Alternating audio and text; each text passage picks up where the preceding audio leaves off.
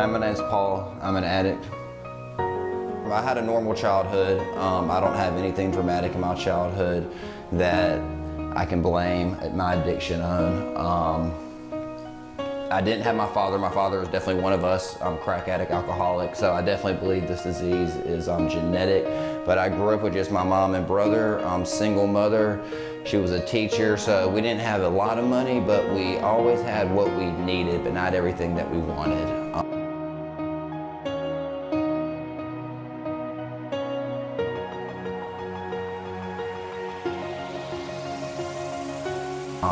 I played sports growing up, wrestling and football. I got my intro to opiates when I was 13 years old. I broke my collarbone wrestling and tore my rotator cuff. I went to the hospital, and my very first experience with opiates was intravenous morphine, Demerol, something. I'm not sure what it was, but I remember they put it in me, and I felt warm all over my body, and the pain was gone. I was bouncing off the walls. I was like, yeah, I was like super like energy, excited. I was ready to go, and that's not normal. 90% of people, when they take opiates, it makes them groggy, sleepy, nauseous. 10% it gives us energy. Like, I want to paint the house. I want to reorganize the books in alphabetical order, cut the grass, cut the neighbor's grass, you know, all that stuff. So right off the bat, I had, you know, this was in the good old days, and they give you prescriptions with refills, and they gave you a bunch. So I would sneak into my mom's room at night right off the bat, and I'd take more pills. I was hooked right off the bat. Now, when those ran out that first time, I didn't go seeking opiates. I didn't go seeking pills. And that's mainly because I didn't know people got high for fun. I didn't know that was something that people did. Fast forward about a year later, I had the same exact injury on the opposite side of my body and the different shoulder. And the same experience happened: hospital, intravenous, surgery, intravenous. Prescription got taken home, and I was sneaking pills. I remember being in school and like counting the minutes till 3 o'clock came so I could get home and take more pills. And I just associated it with, man, this makes me feel so good, like warm and fuzzy all over. This is great. This is awesome. Once again, when those ran out, I didn't seek them, mainly because I didn't know people got high for fun. So about 8th grade, 14, 15 years old, I started smoking weed, drinking, you know, what kids do, and I thought it was normal. I don't really have like this huge moment, or I remember like, oh, the first time I got drunk, I remember, and it was great. I don't know. I remember the first time I really got super drunk, I got sick, and I was throwing up all night, and it was awful. I know about when high school came around, by this point, I was smoking weed almost every single day before school, drinking every weekend. This went on for a while. Me and my buddy, we used to sell weed in school growing up. So we always had a lot of money. And with that lifestyle, with two 16, 17-year-old kids, you get all kinds of drugs getting introduced to you, you know, acid, the pills, the mushrooms, the cocaine, all that stuff. But for the longest time, I said, no, I'm not going to do any of that stuff. I'm just going to smoke weed and drink. I'm going to smoke weed and drink. I mean, I had cocaine offered to me. All kinds of pills and stuff. I was like, no, I'm just gonna smoke weed and drink. I remember this was about, I was 18 years old. We were in Destin, Florida. And we were with two girls, and my buddy who sold weed, we were with two girls, and the girl wanted me to do cocaine. So of course a hot female wants me to do cocaine with her, and I'm all for it, right? Because I would seek validation through females. That's what I would do, because if she liked me, I could feel good about myself. So we did cocaine in Destin, Florida. I remember the first time doing it, feeling like invincible almost, like whoa, like Superman. Got back to Birmingham, and it was like the gloves were off at that point, because I had already done the coke. So I mean, what was the difference between anything else? About a week after being back from the beach, I'd been doing cocaine with my girlfriend at the time and another girl, and she put this green pill in front of my face because we were out of coke, and she said, hey, this will make you feel great, you know, you'll be able to go to sleep, you're gonna feel awesome. And turns out that was an Oxy. Now, the first time I did Oxy, the only thing that I have to compare it to that I can describe is a spiritual experience. The first time I did Oxy, I felt connected to God, and I felt connected to my fellow man. I felt like this is how God intends me to feel, like God means for me to feel like this all the time. So that started the Oxy. The girl I was telling you about at that time, she got an inheritance of about $35,000, and we blew through that in about 2 months, and all of it went to Oxy, maybe a little bit of cocaine, and some clothes and stuff like that. So that was the progression right off the bat. We went from doing about 2 pills a day between us to towards the last 2-3 months when she got that money, doing about 15 pills a day of Oxy between the both of us. This is the first time I said to myself, I'm a drug addict. I was 19 years old. We were at spring break with a bunch of friends, and I remember saying out loud, I want to get back to Birmingham so I can get some pills because I'm a drug addict. And that's the first time I said it out loud.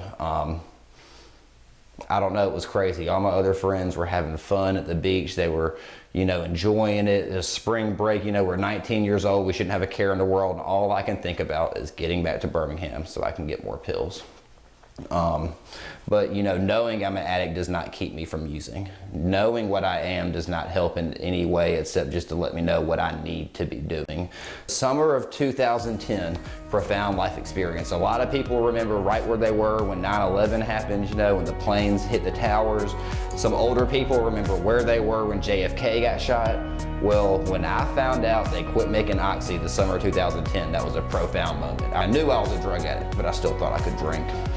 So I got introduced to the rooms of CA, Cocaine Anonymous. I got introduced to the solution. And let me tell you, once you've been introduced to the solution, it makes getting high miserable because there's a way out. And the book talks about, the book says, head full of AA, belly full of whiskey. It makes it miserable. And the book also talks about once you plant this seed in another man's head, he might not ever be able, to look at himself the same way. Once you tell him he's an addict or alcoholic and he comes to this realization. Because the thing about drug addiction, alcoholism is nobody can tell you you're an addict or alcoholic except you. Addiction, alcoholism is the only disease recognized by the American Medical Association as self-diagnosed. The only one. So I have to make that decision myself, and I struggled with that idea a long, long time. So for the next 6 years, I bounced in and out of the rooms. Now see, the progression of this disease is real because I had not stuck a needle in my arm yet, right? I had been snorting stuff. So once I got introduced to the idea of Cocaine Anonymous, Alcoholics Anonymous, I knew there was a solution, right? I came in and I worked some steps. I did, but I was drinking the whole time I was working the steps, right? Because once again, I'm not an alcoholic. So, and a good friend of mine who I go to treatment centers I speak with, he told me one time, he said he was speaking, this guy said something that was just like huge. This guy said, you can comply with this program and you'll get the wife, the kid, the dogs, the cars back, whatever, but you'll still be the same miserable son of a bitch you always were, or you can surrender to this program and have a way of living and a life that is worth living. That makes a lot of sense to me, because when I came in the first time, I did just enough work, so I wouldn't hit bottom and I wouldn't shoot dope, but I was still drinking. Turns out you need to refrain from all mind-altering substances if you're going to succeed in this program. Eventually I do stick a needle in my arm. About 3 years ago I started sticking a needle in my arm. I'm not going to get too much in detail in this, but let's just say the opportunity was presented and I did it. Once I started doing the needle, anything that could go in the needle, I wanted to put in the needle. The needle is a whole nother drug by itself. It's insane. I have seen people shoot up water before just because they want the mental rush of having the needle in their arm. And this is the insanity of this disease, right? I'm at home and I take a shot of dope in the shower. And I overdose. I wake up, my kids, my son's 6 years old, 6, 7 years old at the time. My wife's standing over me. The paramedics are standing over me. They're about to hit me with Narcan, but I wake up and I'm like, whoa, no, don't hit me with Narcan, man. Okay, so what is the first thing I do after I wake up? Like any good drug addict, the first thing I do is I get in my car and I shoot more dope. And the insanity of my disease as well, I know there's a solution, right? I know there's a solution. I know there's a way out, but it involves me changing and doing some work, or I can just be miserable as fuck and go on to the bitter end, and I'll debate this decision. Hey, let me fast forward to the incident that got me into treatment the last time. I had my best friend in the world. He died in a car wreck. I stayed clean for a while. I relapsed, and then somewhere within that relapse, he died in a car wreck. So I just spun out of control. I had never caught any DUIs or felonies before. Within a week, I'd caught two DUIs, a felony possession, and a misdemeanor marijuana charge within a week. I was in jail the day of my best friend's funeral because I had gotten arrested the night before. I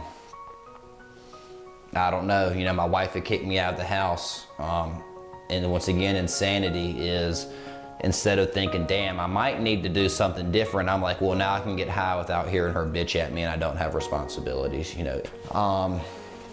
So my son, I have a 9-month-old baby boy, beautiful. He was born and my wife had kicked me out of the house, but she said, hey, come up to the hospital. She wasn't gonna deny me seeing my son being born. So what I did was, I'd been shooting dope the day before, taking pills. I came up to the hospital and I was determined I was gonna stay sober through this. And I did. By the grace of God, I was able to stay sober for 3 days in the hospital, but I wasn't present. Even though I was sober, I was withdrawing. My mind was somewhere else. I was not there. I was sick as fuck. So my wife lets me come back home because the baby was just born. Somehow I was able to white knuckle this thing for 2 more weeks. And I was like, you know, I'm doing good. I haven't taken any pills. I haven't gotten high. I haven't shot dope. The withdrawals are over. You know, life is good again. You know, I have this new baby boy. That's going to keep me sober. This is great. Well, one Friday morning, I woke up. I went to go get my paycheck. No intention of getting high. I was driving through Southside. Ended up at my dope man's house. Bought some Xanax before I left. I had done heroin. Totaled my car on the way home. I don't know how I made it home. My wife showed up. I barely remember any of this, but she was like, you need to go to the fucking Bradford. This is it. This is your last chance. You need to go back to treatment. And I said, okay. So they took me back to treatment. But once I started coming around in treatment, all the stuff I had learned in the past 6 years started coming back to me, and I knew it worked. And I knew it worked because I had seen men and women who were definitely drug addicts like I am recover from a seemingly hopeless state of mind and body. They were clean, they were sober. More importantly than all that, they were happy. You could tell they were happy, they were content. I remember one of my first times walking into a meeting 6 years ago. I walked in on a Friday night and everybody's laughing and talking and they're in a good mood, and I'm like, these people are full of shit. Ain't no way a bunch of sober drug addicts are this happy on a Friday night, because I didn't understand. I couldn't comprehend. I couldn't picture my life with drugs, and I could not picture my life without drugs. The book talks about it. Yeah, I remember the first time I read through the big book, I was like, somebody's been following me around and writing about my life. This is crazy. This is me. So I went to treatment. I got a sponsor. I took every suggestion that was given to me at this point because I knew it worked. And obviously my way wasn't doing it. And once again, the way I look at it is if it can't possibly make it worse. What you're telling me to do, it can't make it any worse. And my sponsor tells me to do shit I don't want to do, it can't possibly make it worse, so why not? So I got a sponsor, you know, they suggested I do some outpatient rehab. I went to outpatient. And like I said, I was desperate enough where if you would have told me to get butt naked, run across I-65, and it'd keep me sober, I would have done it.